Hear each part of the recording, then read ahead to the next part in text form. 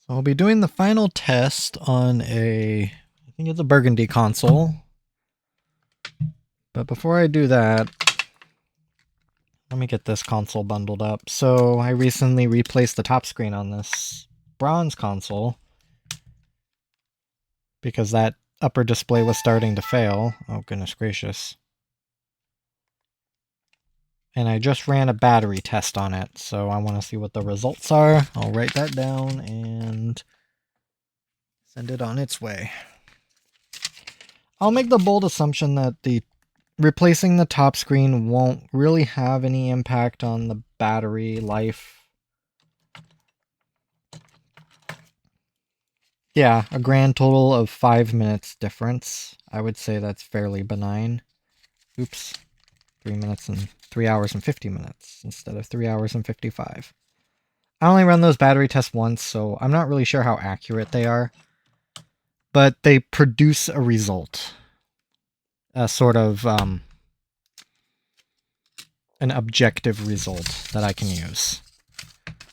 So this one has its top screen replaced, so it's going to have to go through the entire testing suite. That is a problem for another day.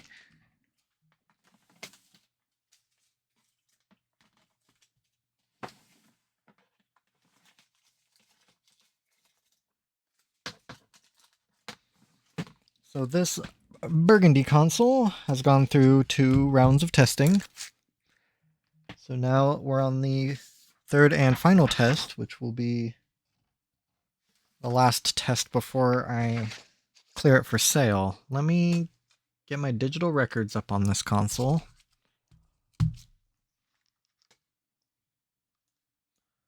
Just to go over just everything that I have written down. This is Burgundy 40939.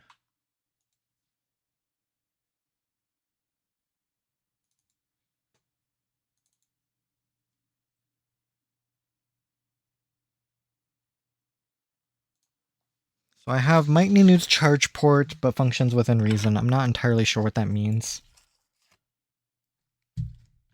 But according to my testing, everything should have cleared just fine. So let's see what we got here. Got mild yellowing.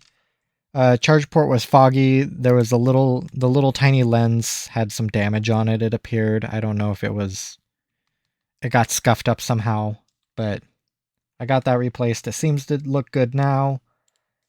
Passed the sleep test. There's a minor mic buzz, and I had trouble with reading one game out of my stack of 20.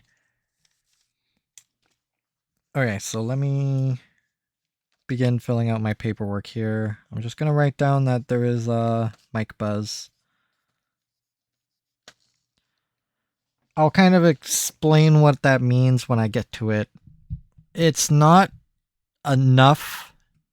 It's kind of like a buzz you would hear if... I guess I really can't relate it to anything. It's almost just like a droning, a high hertz droning. Which by no means are these microphones studio quality or of any sort. But they are not... It's not... It doesn't create an input. So that's kind of why I clear it. Because I don't know how valuable it is for me to keep swapping out microphones to find one that sounds perfect, because it's entirely subjective. I don't think I would care. This console's running 1.4.1 U. Shell serial number.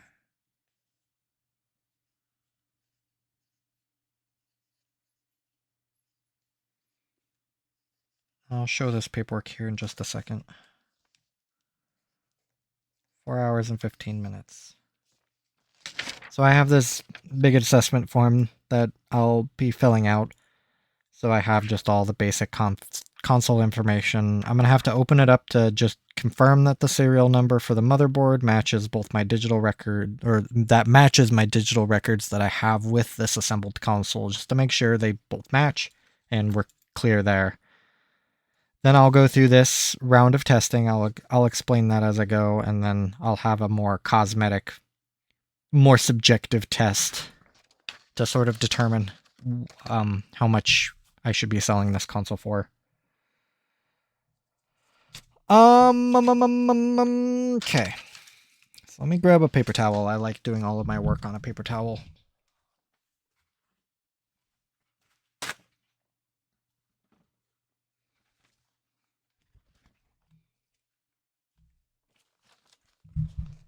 I'm going to have to get a stylus for this console. Let me go grab one right now so I don't forget.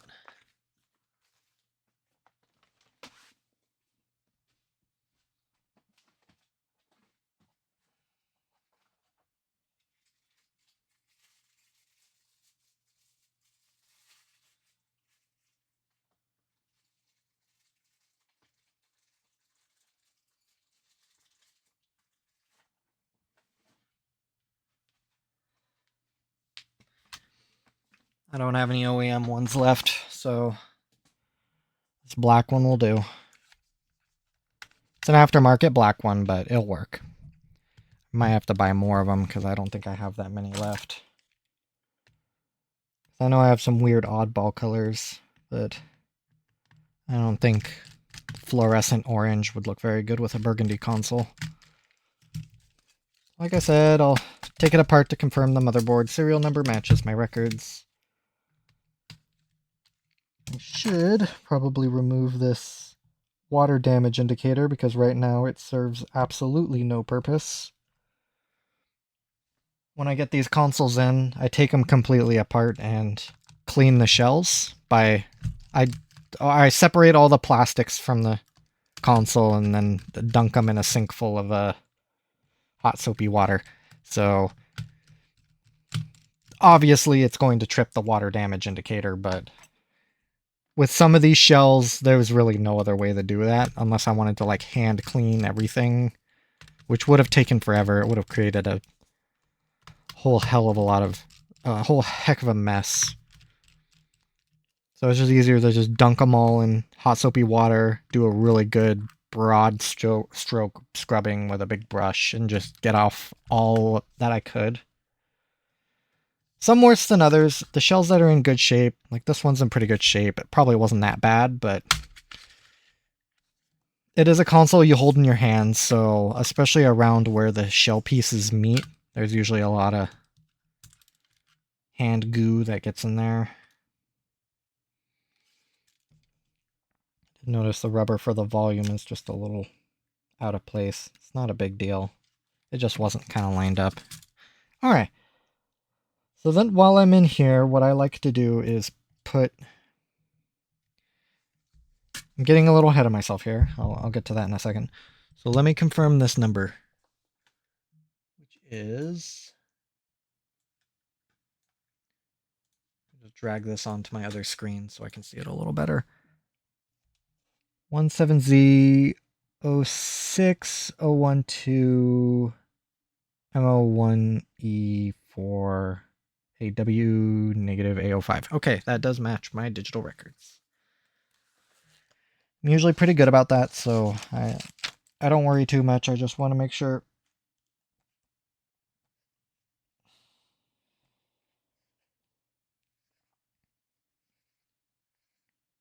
So now I'm just copying that information down. I don't really do myself much favors by giving me a small box to write these in. But I make it work.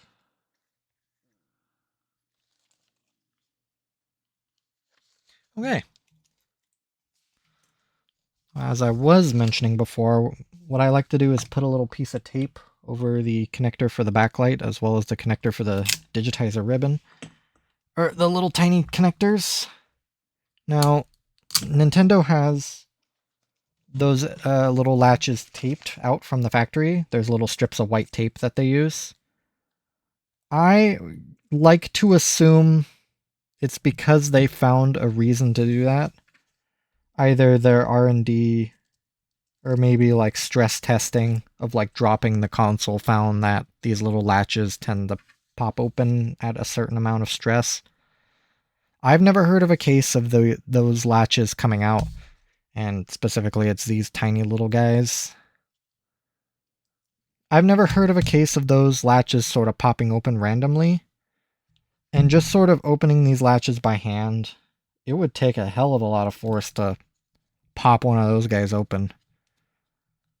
Like when, because they kind of clip down in there when you put them in.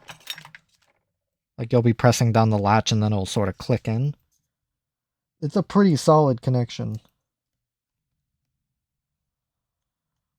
So I don't know exactly why Nintendo did it, but I think it's worth it to me to do it.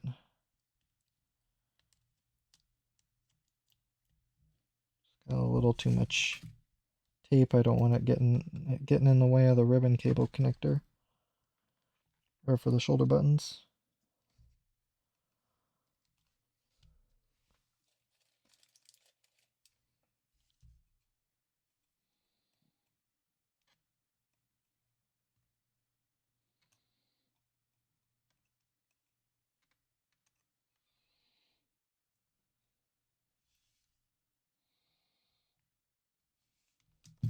I'll need my side cutters to just cut off this little corner of tape.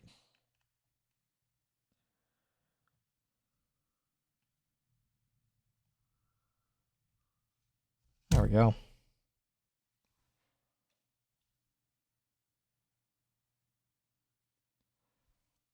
So, like I was saying, Nintendo does that from the factory. I might as well do it as well. It costs me very little. Just a tiny bit of capped on tape. Everything else in here looks good.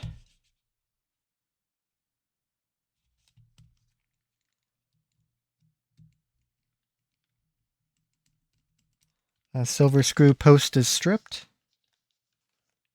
Not a big issue, but I'll write it down. Mobo silver.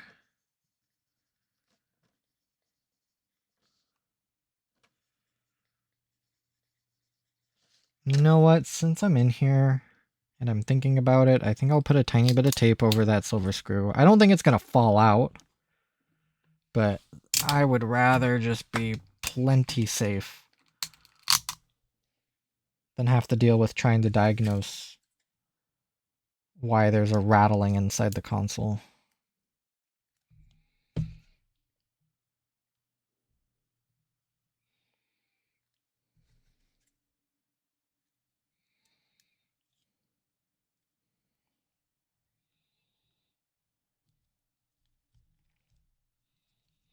There we go.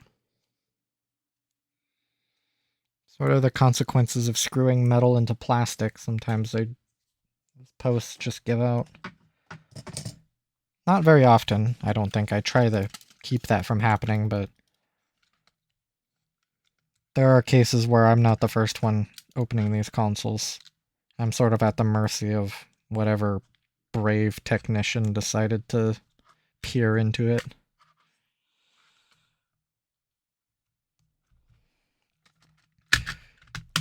Alright, hopefully this is the last time this console's opened.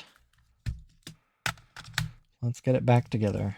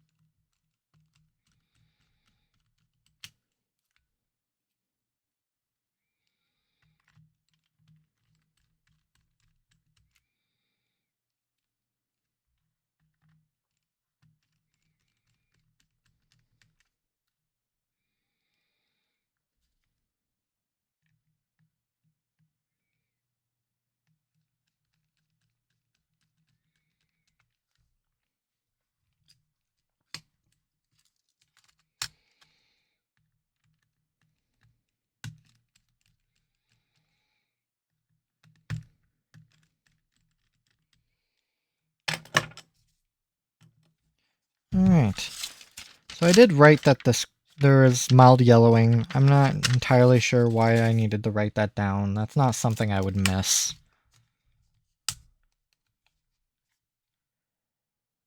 And it is not. Yeah, there is some mild yellowing, top screen especially.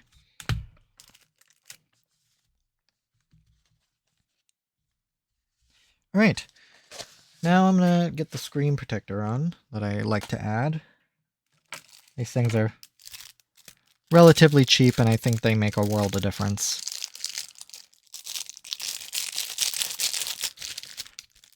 And I feel like the more times I do it, the better I get at it. Whether or not that's actually true.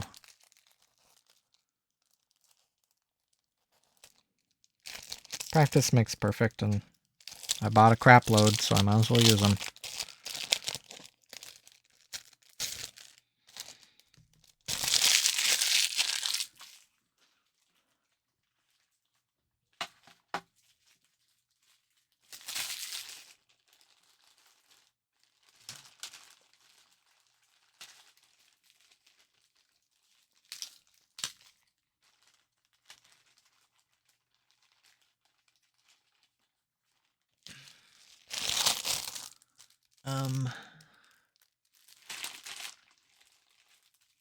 Put my trash over there for now.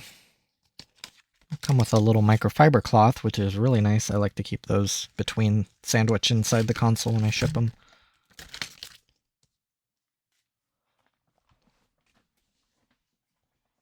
Alright, let me hopefully have my tools ready to do this. Bottom screen one's a little smaller. There, that order.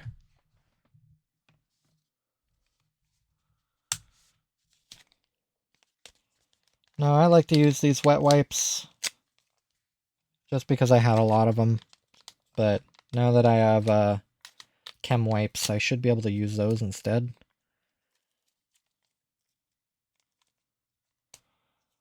Because I think it's the same material.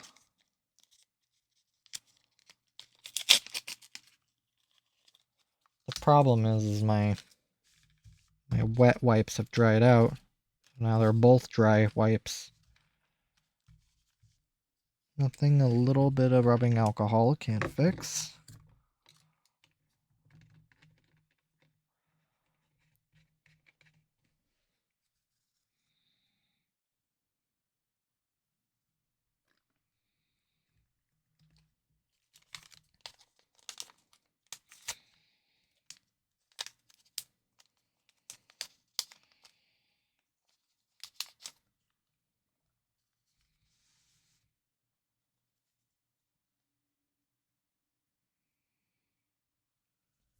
If I recall the ribbon connector from when I opened up this console, this is a third-party digitizer, so it should be in pretty darn good shape, but problem with that is third-party ribbon or third-party digitizers have a weird texture to them. They just feel... They have like a weird friction to them. It's really hard to explain. But it makes it so rubbing a stylus across does not feel nice.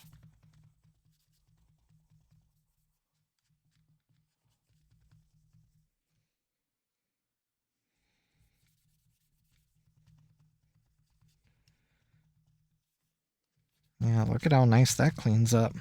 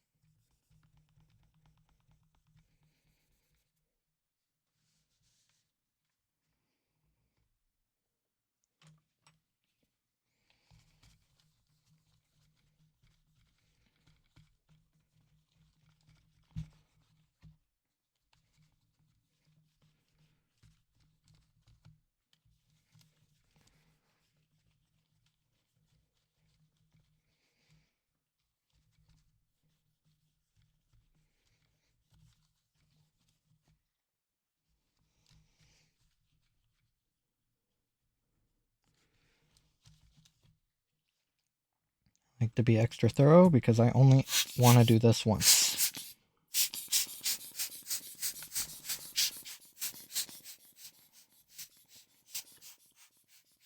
Alright, I think it is go time.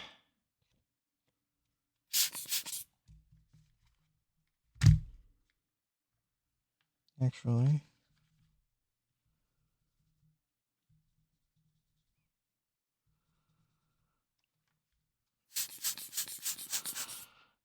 think I'm good.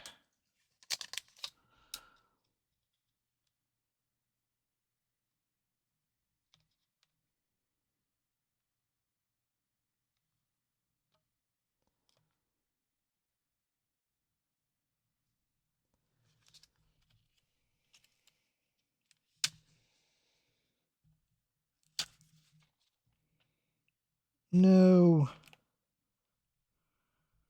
Come on.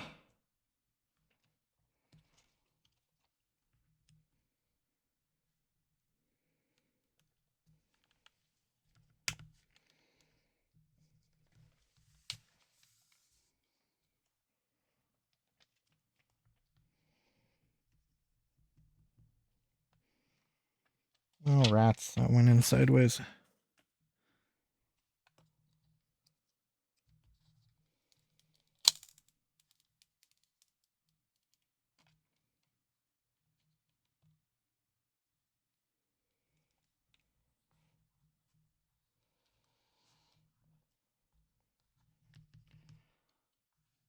Whoa, I think I just recovered that one real nicely, actually. Wow, look at that. Look at me go. I think I am getting better at this. Got some bubbles to work out, but really, I did not think I was going to be able to recover that. It's by no means perfect. I did damage that corner by doing what I did.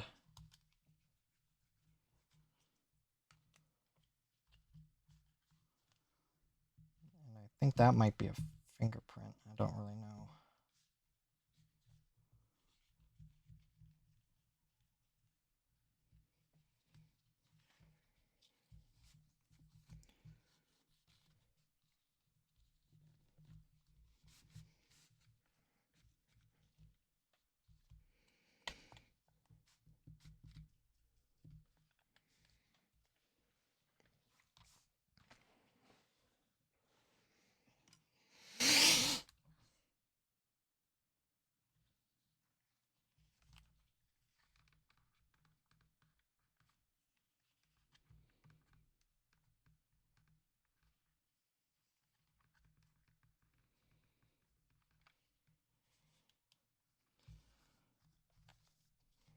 Now that spot right there, that is definitely...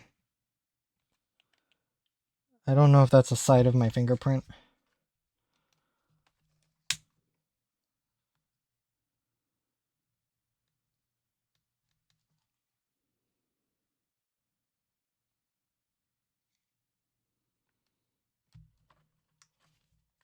I can't see it when the console's on. I'll just see if I can... if it's like an air bubble that I can work out.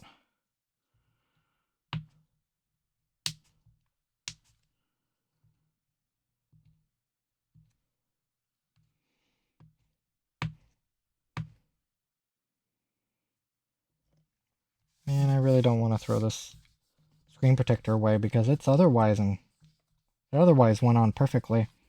I think I'll keep it as is.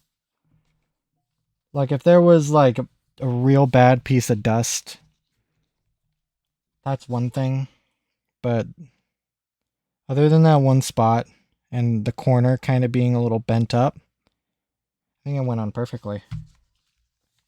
I'm a bit bummed, but I did kind of save it from it completely being bunged up. And I also need to kind of view these screen protectors as optional. Well, as sort of like courtesy. I don't really mention it that much that I even put on screen protectors. I just think it's just best for everybody that it's done.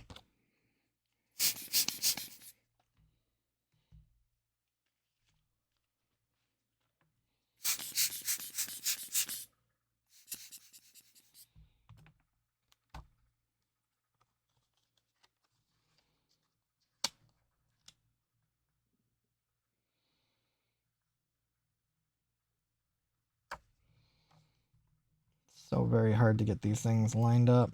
I really need to make like a jig or something. Am I gonna hit the edge of the screen again? Wish they made these things like a millimeter thinner.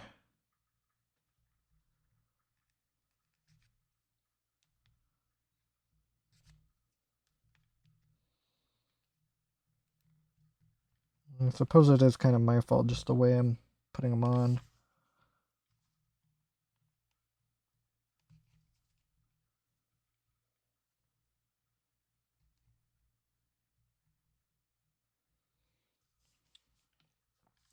I wonder how I would make a jig anyway. That needs to be repositioned.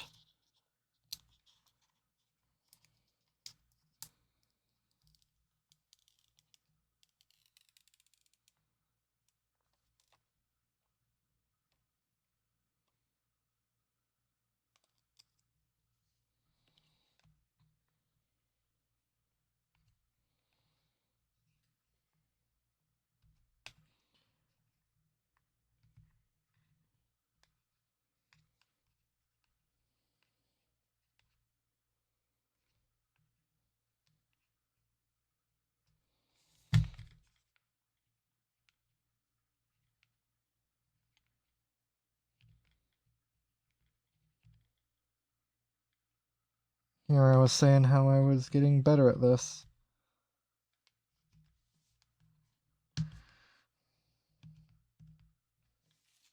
To those crazy cell phone people who can put these things on without a second thought, black magic as far as I'm concerned. These things never go on right for me. There's always a problem. Some making. Like right now, this one has a piece of dust on the bottom right, on like the very bottom edge. Behaving like a rock almost. Really pushing that screen protector up. What the hell even is that? I need a sharper pry tool.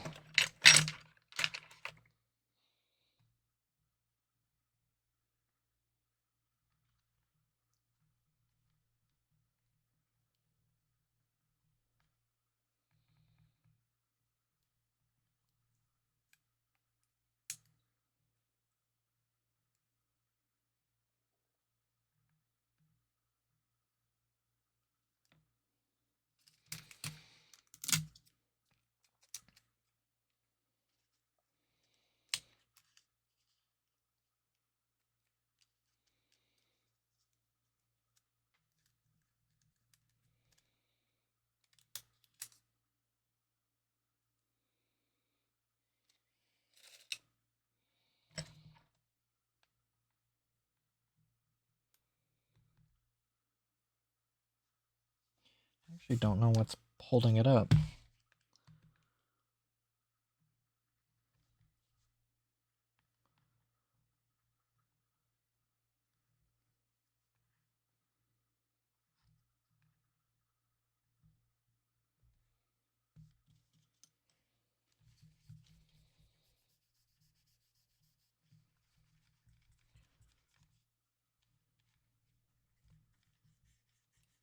Again, black magic. I don't know how it can be done. So yeah, there's something pushing up the screen protector on this bottom corner.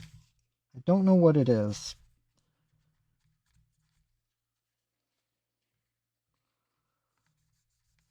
But the main like bulk of the display is covered.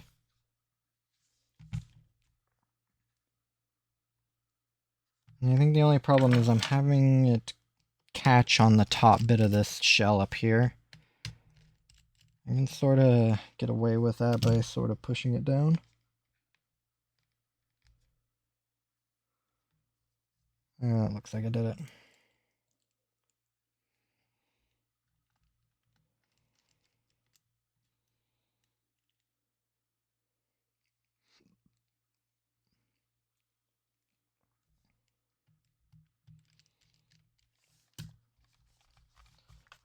So definitely not the greatest job, but I think I'm happy enough with it.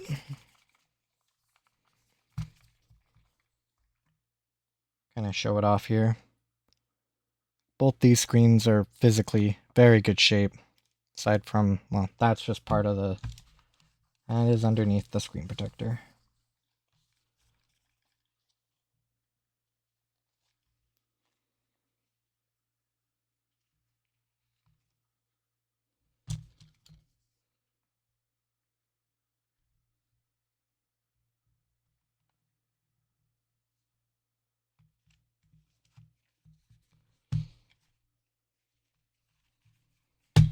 Okay.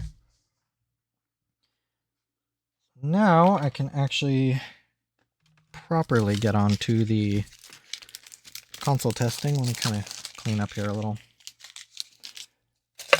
Throw that away.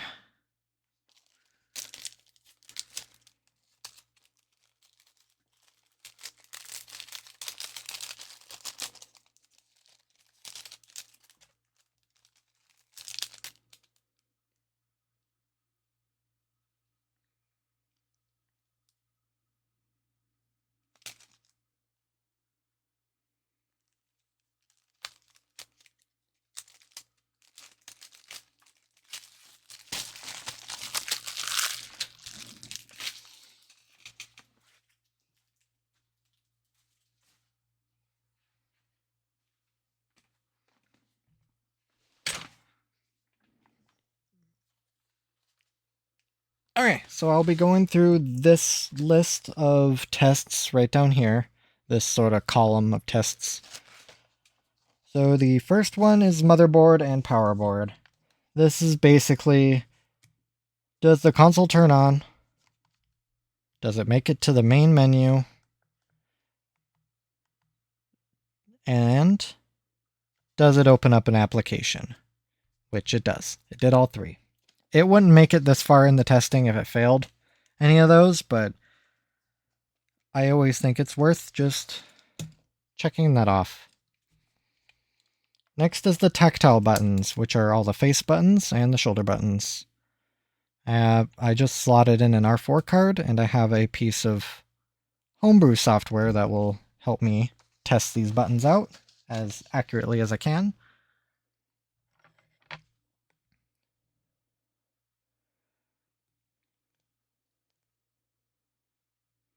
And you'll kind of see why I like using this.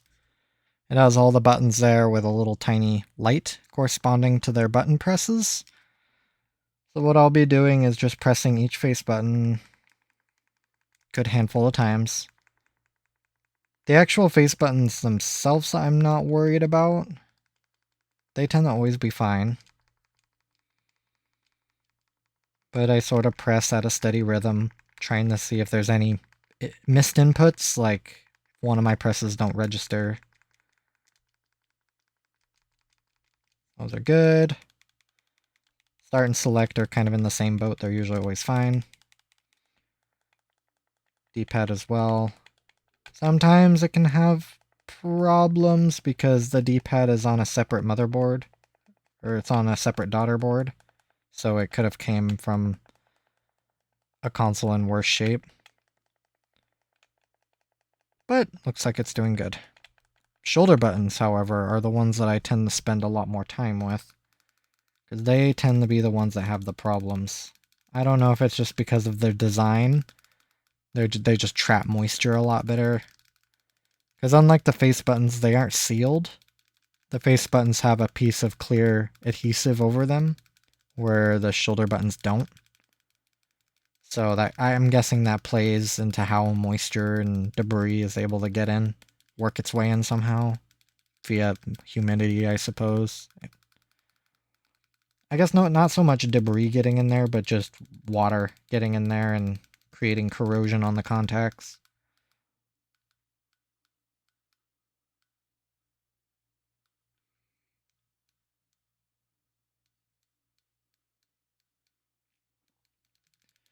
So R button's good. It's responding, sort of pressing at a steady rhythm and just seeing if any of those lights turn off. My left hand is definitely not as fast as my right hand, so I can't press as fast. But as long as I go into a rhythm, I'll be able to sort of determine whether or not it's good.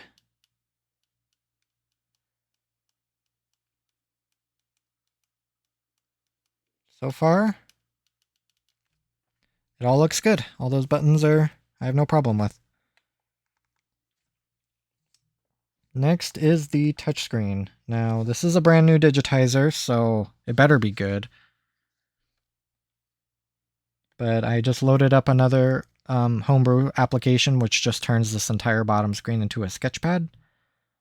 And what I'll do is draw a perimeter around the screen, which I'm going to kind of catch the edges of the screen protector doing this. But it creates a perfect square, more or less. Probably could use another calibration, but it's within the bounds of the reasonable area of the touchscreen. And we'll do little swirls, just kind of looking for erratic or missed inputs. Really what I'm looking for is when I do the perimeter test. So if I were to do a run down here and then just as I was running along the side, it created sort of this. And nothing I was doing was making any marks in here, like the touchscreen wasn't responding in this zone, then the touchscreen is bad. The brand new digitizer, so it's looking good. Next is speaker, microphone, and headphone jack. I combo this with a test of the SD card slot as well. I have a piece of music loaded up on the SD card slot, and I assume that if the SD card can be read by the console and the song on the SD card can be read, I take that to mean the SD card slot's fine. So I'll start with the microphone, and as I do the volume buttons up and down, the system is responding how I expect, so those are the buttons I can't really test in that button tester, but I test them right here.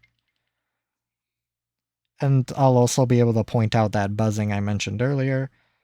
La la la la!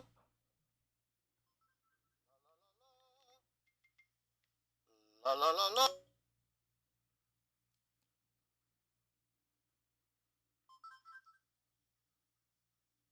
Oh, what's interesting is I don't hear it anymore.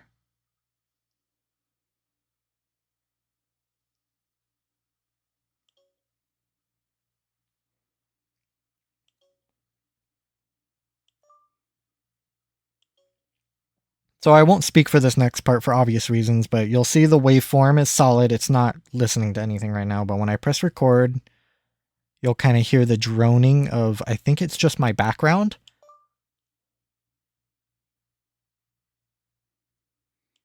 Well, I should say see the droning in my background. And before, there was like a buzz, but I don't detect it anymore.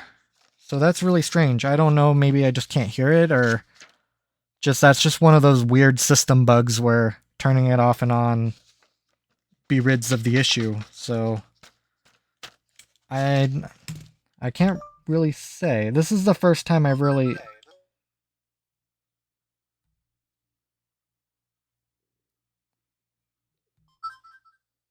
Only recently did I really start looking into this speaker buzzing, or the microphone buzzing. Yeah, I don't detect it anymore, so I don't know what that was all about. Anyway, I don't think it's that big of a deal. However, how important that is to you is completely up to you. Again, it doesn't... That sort of high hertz buzzing doesn't create an input if you are playing a game which which uses the microphone as an input. And I think that's sort of the most important metric there. And yeah, this is no studio quality microphone, but again, it's all based on preferences and what you want to do with the console. So, loads up the SD card just fine, sees my song. So what I'm going to do is play the song, listen to both speakers, plug in my earbuds and listen to both channels. Just make sure all of that's good.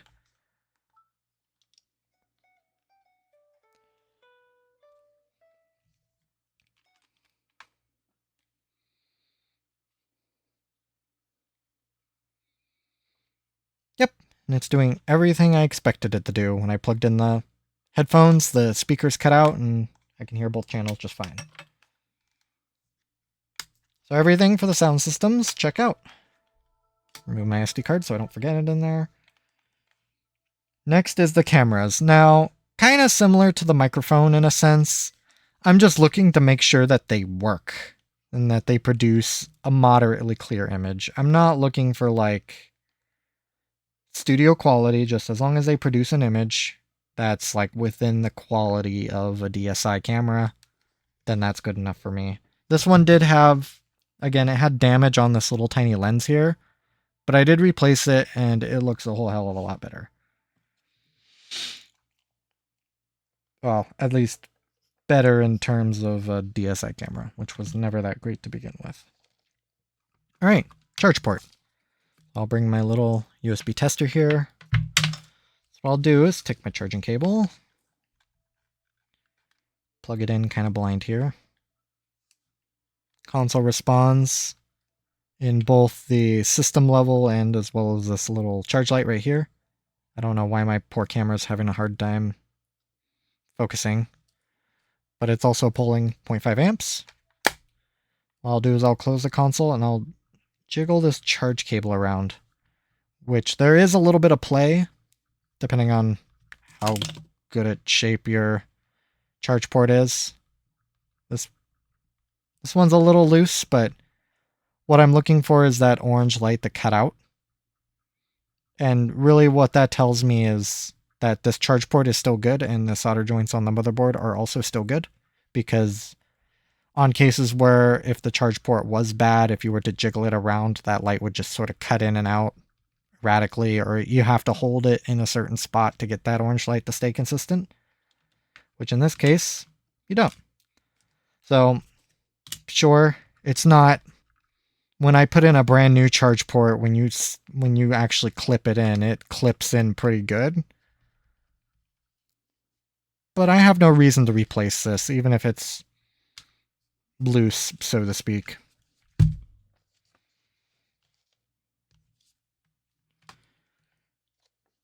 Let's see. Now we're on to the big one. Game card slot.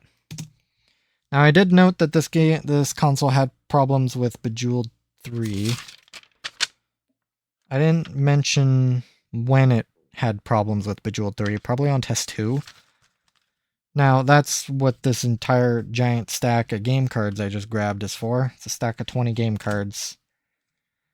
And as far as I'm concerned, if it has trouble reading one card, which Bejeweled 3 has been giving me issues for the last couple days of testing, so I don't know exactly why. That might just be a problem with it, and less so the game card slot of this console. But if 1 of 20 is having problems, I'd say that the average is very good, whatever the percent of success rate is. So what I'll do, take one of my game cards, slot it in normally, game card appears. Great. What I'll do is then put my fingers on it and sort of shift the game card from side to side. There's a tiny bit of play in the game card slot. And look to see if the game card cuts out at all, even if just it disappears and reappears. So far, so good. And what I'll do is begin pushing down on the game card slot, pushing it into the slot until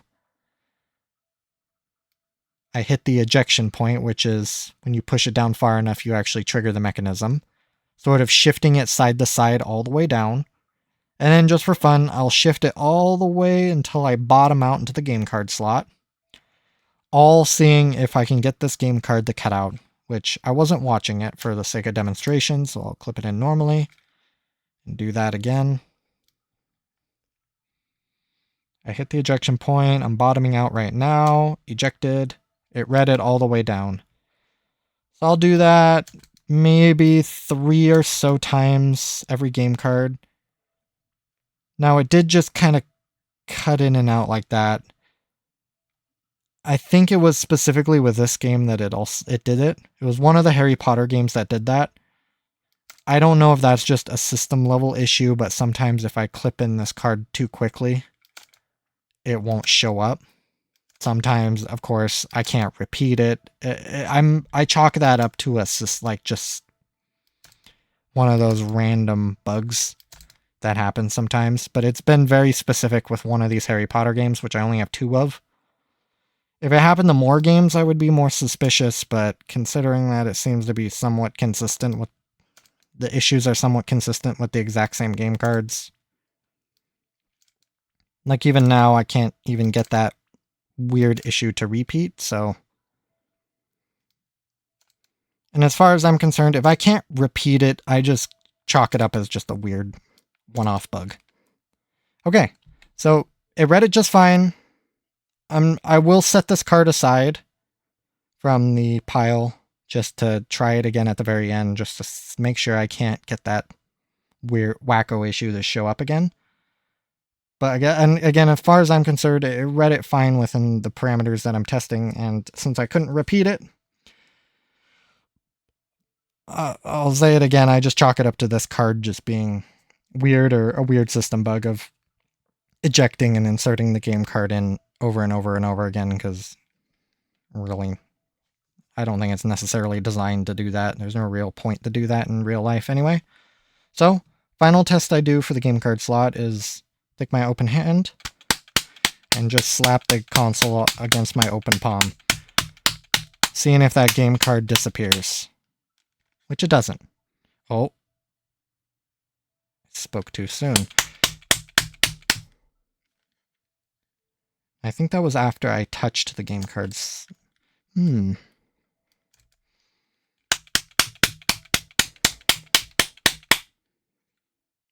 one's really wanting to play tricks on me.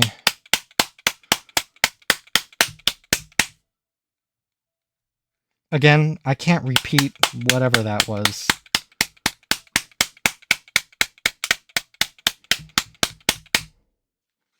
But I will set it aside. So I'm just going to continue that test with the rest of these game cards, just one at a time.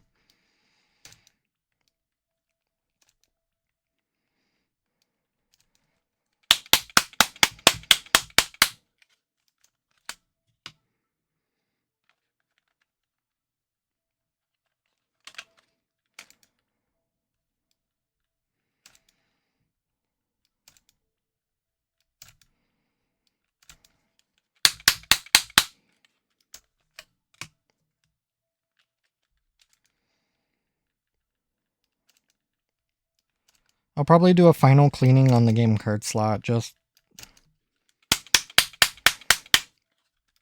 because that Harry Potter game's being difficult. I'm not detecting any other issues with any of my other game cards so far, so. And that matches what. This is Bejeweled 3, so we'll see, but that matches what my other 2 tests were able to show. Okay, this card is still having problems. So since, again, it's very specific with this game, I'm inclined to believe it is just a problem with Bejeweled 3.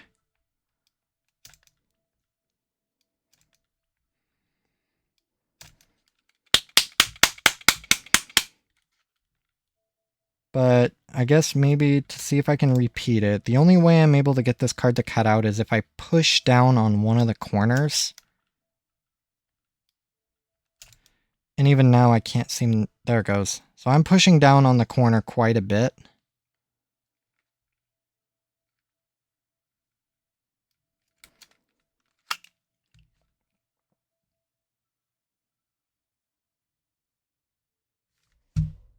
There's really no reason why this game card in particular should be doing that. But I'm going to put that over there as well.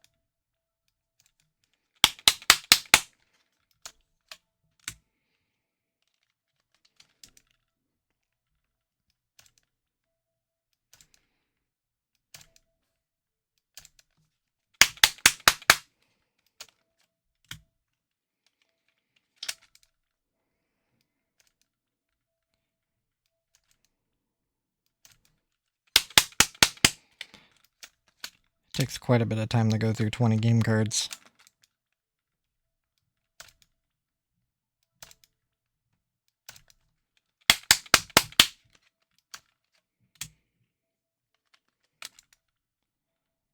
So here's the other Harry Potter game. I'm pretty sure it's the other one, just based off the icon.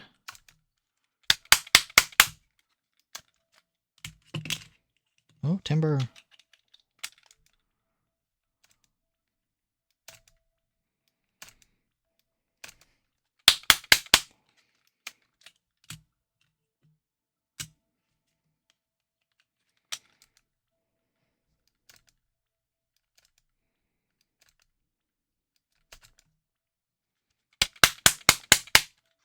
Alright, it read the other 18 game cards perfectly fine. I detected no issues. Just these two. And if memory serves me, these two have been sort of the problem children for the past few days of testing. So let me test the Harry Potter game, which usually it's like when I plug in this Harry Potter game for the first time it has problems, but after a little while it starts working fine. So I don't know software enough to sort of say what the problem could be. The Bejeweled game, however, does behave.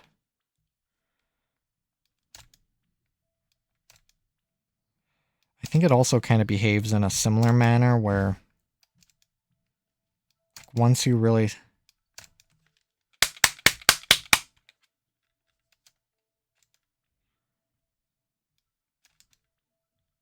Right now I'm trying to get it to cut out again, but...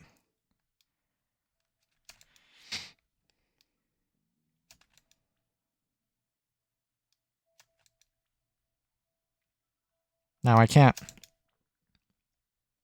So, it doesn't align what I know about a game card slot, especially since it's the same two games that are causing these problems. But now, try as I might, I can't get Bejeweled to disappear again. Let me go really slow, pressing on the right side of the game card.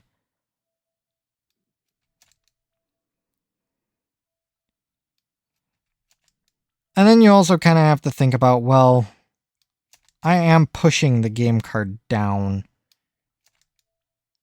Realistically, hopefully you're not touching the game card when you're playing it. And the game card slot is not overly sensitive to what I predict are in-world scenarios. Like, that's kind of where the smacking on the open palm comes in. That sort of replicates more realistic scenarios of a console, where if you were to, like, put it on a table, it's not just going to disconnect. Yeah, I can't get it to disconnect now, so that just might be a weird software thing that I really can't do anything about.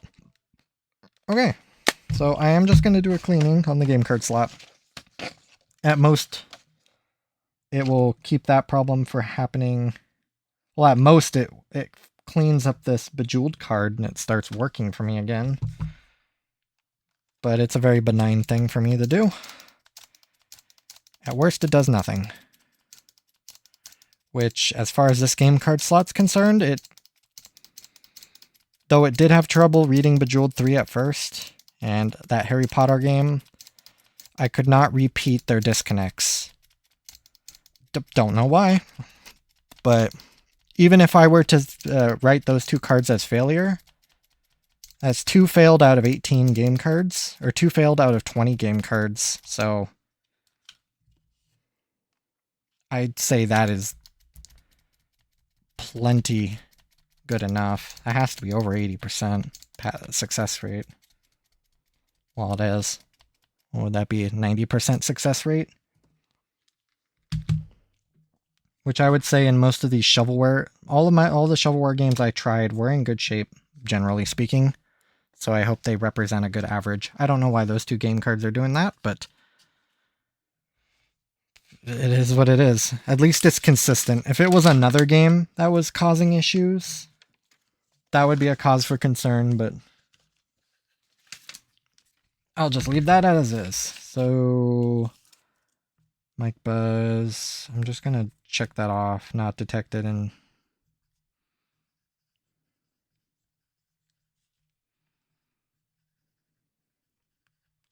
Mic buzz not detected in test 3. All right. So now I can get this thing nice and buttoned up. By that, I mean getting the screw protectors on. Let's see what we got here. I got my pillbox full of screw covers.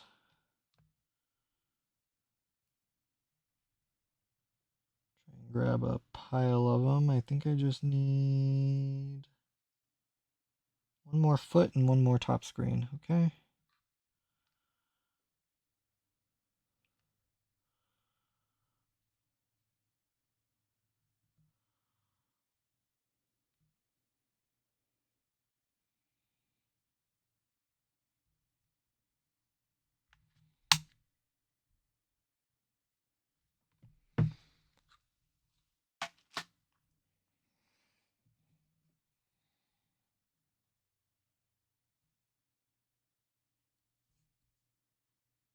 Get them kind of separated here so I'm not fiddling with them while I'm trying to install them. The feet I'm not too worried about. They're pretty easy to pull apart. Just sometimes these top screen ones get a little bit finicky. Alright, both my R4 and my SD cards are outside. Now to put these screw covers on, what I like to do is take just your normal plain Jane Elmer's glue. Ooh, not do that. A little bit of glue on the tip. I usually like to open the bottle and create some negative pressure so it doesn't just spurt out like it just did on me. Alright. Then I'll let the glue settle down in the front. I'll squeeze it a little until just a tiny bit starts coming out the tip.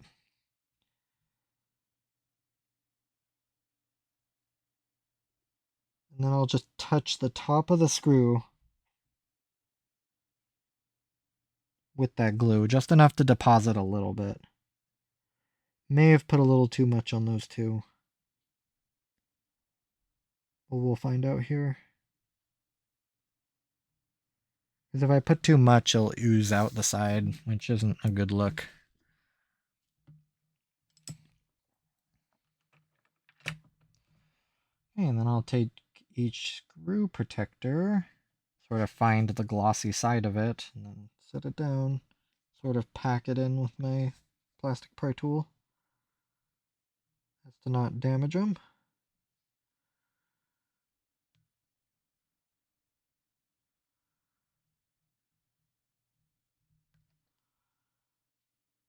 Alright, looks like I didn't put too much glue. Perfect.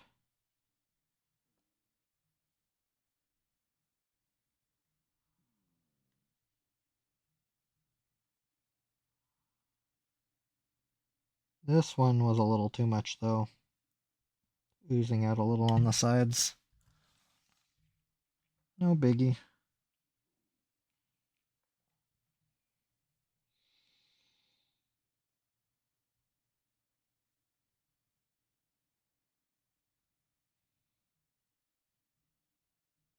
This one's a tiny bit damaged. I also put a little too much glue there as well.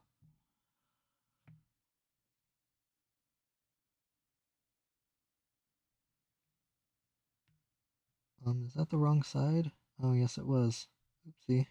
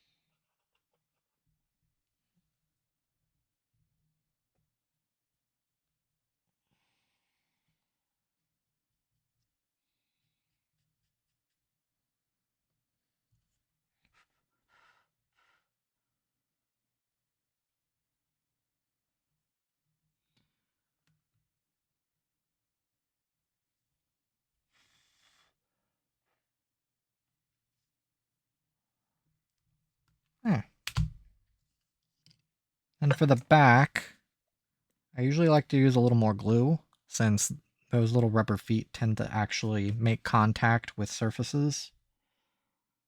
The top screen ones are there mostly just for cosmetic purposes. I'll fart in a little bit of an actual bit of glue.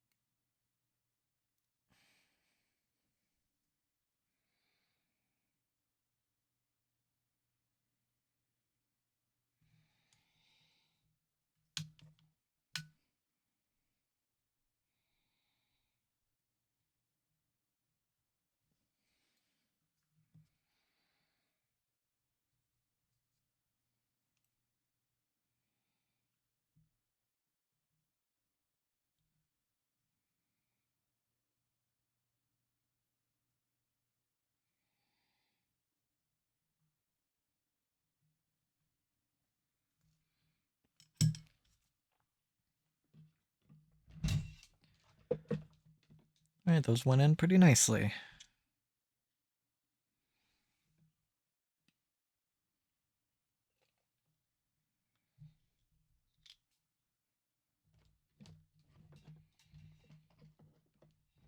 Grab a drink of water.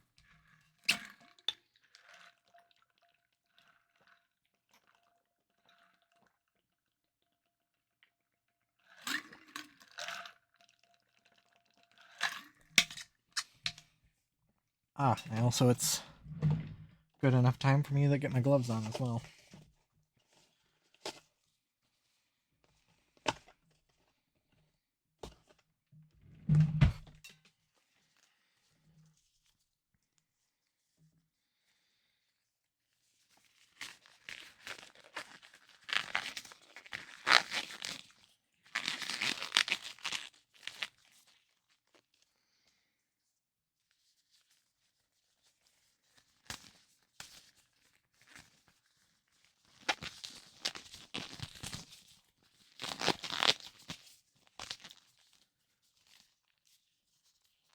Good old glove ASMR going on there. Alright. Now I'll give this thing a wipe down with a microfiber cloth, which I will drizzle distilled water on too. Just a little container full of it. That also has a hair in it, but you know, details. Hopefully water likes to bead up on the microfiber cloth before eventually submitting to get absorbed. Alright. Get it moist, not dripping wet. And then I'll give this console a wipe down and not bump my camera.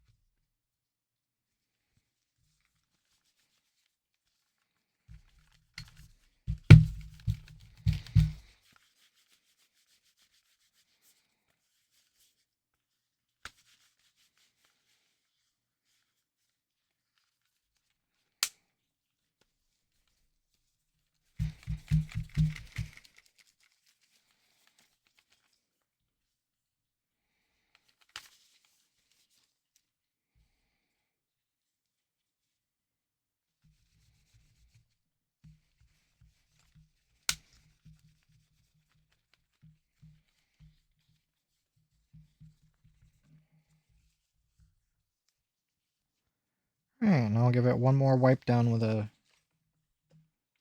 dry microfiber cloth, especially on the screens. Distilled water dries up pretty quickly, but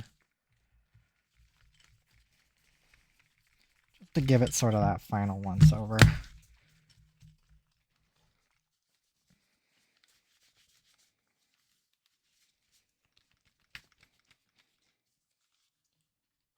All right. So now let's go back to my notes here. Pencil. There it is. I can check off the SD card slot. So the only test I have in this suite right here is the Wi-Fi test, which on my home network, I can't connect DSi consoles to it. The security is too new, or maybe it's also the band is also too new, to the best of my understanding. What I can do is connect it to the hotspot on my phone. Currently using my phone as the camera, so I save this test for the very end. I've never had a console fail it. I don't worry about it. I just need to make sure it connects to an access point. So what I'll move on to is now the condition assessment, which I do the condition of the shell, the hardware, the screens, as well as the actual LCDs. I'll kind of explain those as I go. So let's do the physical condition of the shell, and that's kind of what it sounds like. It's the actual shell pieces, all 4 of them. And that's just sort of looking for scratches, pointing them out, and sort of making an assessment based on that. Now, sort of looking at this glossy shell, it's actually in very good shape. There are a couple scuffs, like there's one right there next to my light. There's a good, like, L-shaped scratch right there. There's a mark right there. There's a bit of a squiggly scratch right there. Mark. I think maybe just the Burgundy shell hides the scratches a lot better than most colorways. It looks like this corner is a little chewed up.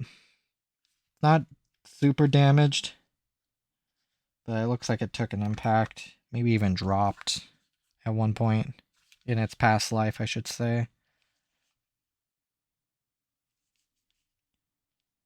This side looks really good. No problems there. A little bit of discoloring on these corners.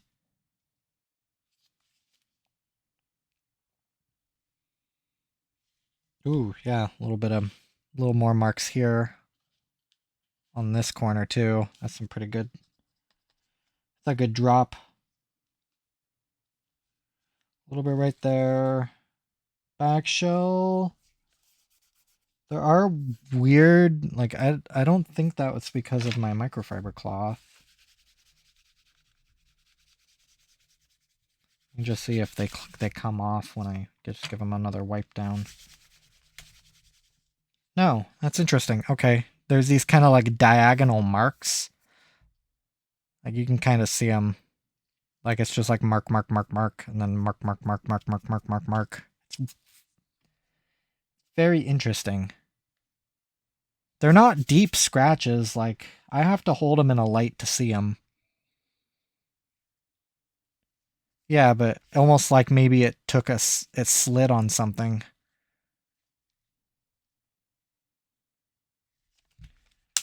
For the face shell pieces,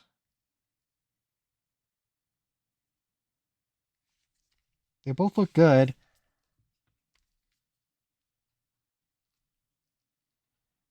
Give that lens a little.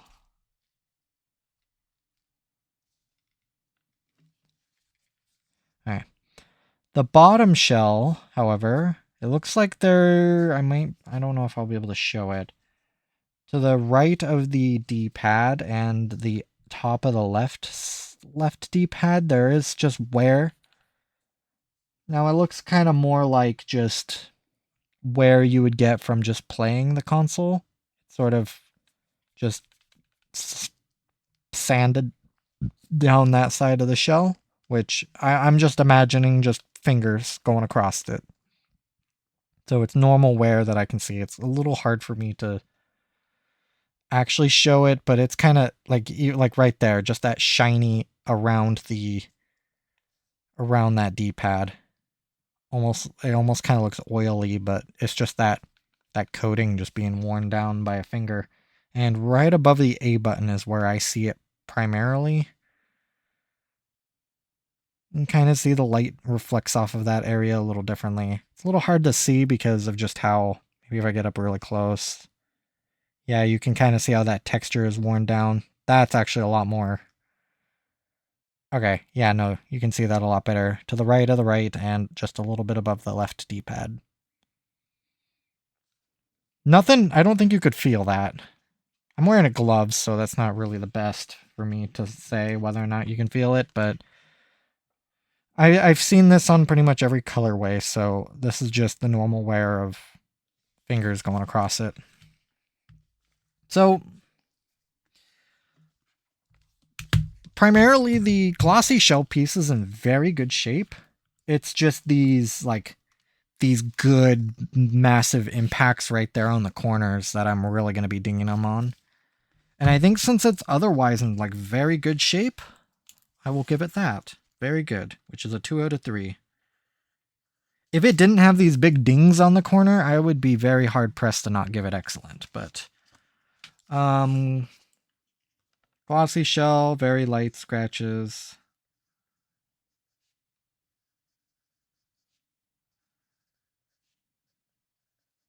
I'm just writing in the comment box what I was more or less trying to sum up what I was saying throughout that whole thing.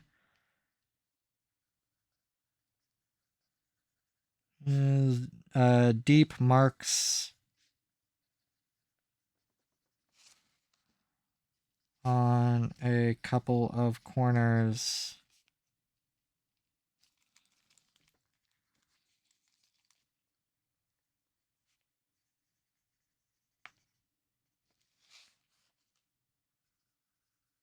Where around a button and D-pad.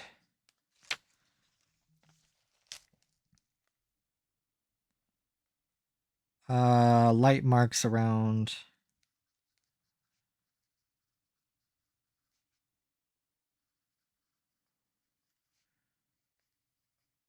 edges and back.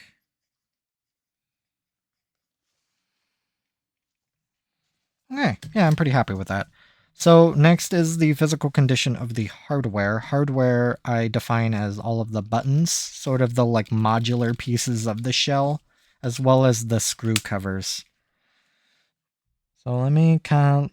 All the buttons look good. I think the only ones that usually have problems are the shoulder buttons and the D-pad. I do see a scratch on the D-pad. I don't think I'm going to be able to get that thing to show up on a camera. There's a very, very light scratch. I'm just going to try for just a... Oh, there. It saw the kind of the edge of it. Yeah, just the... Yeah, that's very hard to see. There it is. There's just that little tiny, very light scratch.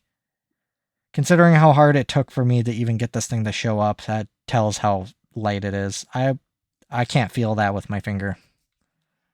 Power button looks good. Now I did mention one of these screw covers had damage.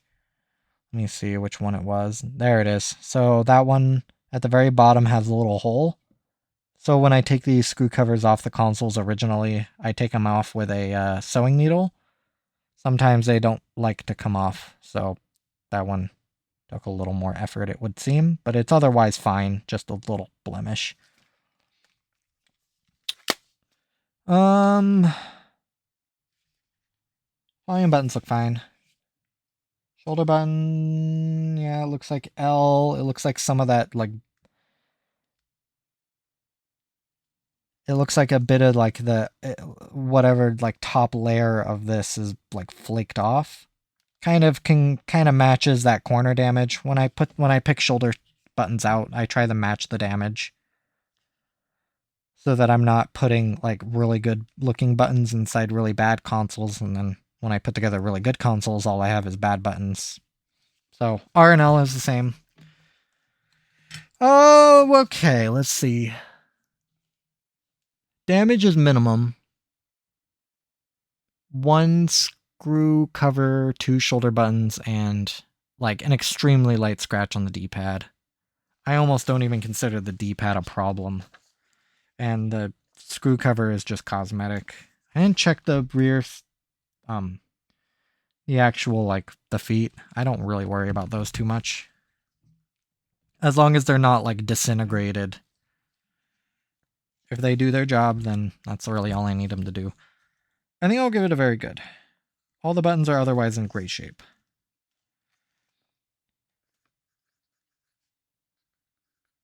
Very light scratch.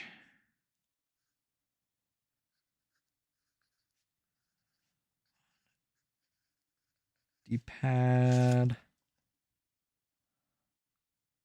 Corner damage on.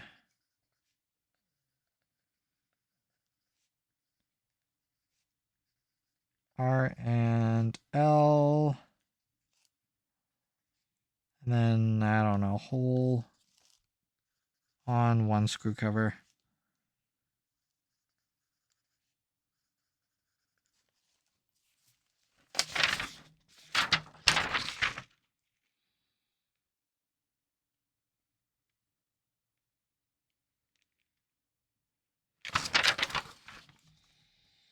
Alright, so next is the physical condition of the screens. Now this one might be a little hard because of my touchscreen adventures, but now what I mean by physical condition of the screen, that means the screen covers themselves. The screen covers being the top screen lens, so this and the bottom screen digitizer, and I think I make out one scratch there on the top screen. And the bottom screen, that little like white mark down there is the just part of the digitizer. Or not the digitizer, the touchscreen. So I will say that is excellent. So I see one scratch on top screen.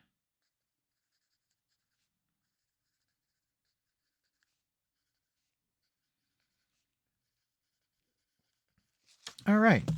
And then lastly is screen condition. Now this is the actual LCD displays. I did mention yellowing, which this is the test, or this is sort of the assessment where I point that out.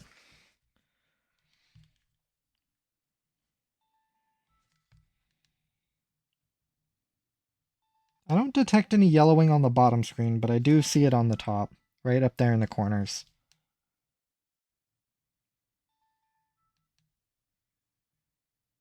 But otherwise, the screens are matching perfectly. Like, that's a really good match. It's really a shame about the corners, and they might mellow out a little more, but there's usually a threshold to how much a screen will de-yellow. I'm going to say very good. Minor yellowing on top screen.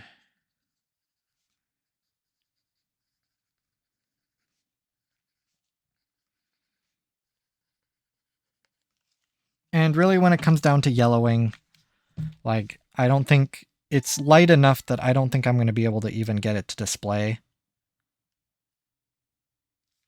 But if you look at it close enough, you can kind of see it. Or at least I can. I've been looking at these displays for years. But it's light to the point to where if you were just going to stare at white screens, sure, you might make those out. But the way I see it is once you start playing a game, I really doubt you're going to be able to... You'll even remember where that the top screen even had some minor yellowing. I know on my personal console, I think both my screens have yellowing in the corner, and when I'm playing, I'd never notice. So that's sort of a something to keep in mind, whether or not that will bother you, or whether you'll even notice. I don't think it's a big enough deal, which is why I push these consoles through, because it would be a shame to scrap this top screen because of that. Especially in the way top screens are nowadays, you just can't find them. Especially not in good shape. Alright, so let's see what we got here. So, very good, excellent, very good. Okay, 2, 4, 6, 7, 8, 9.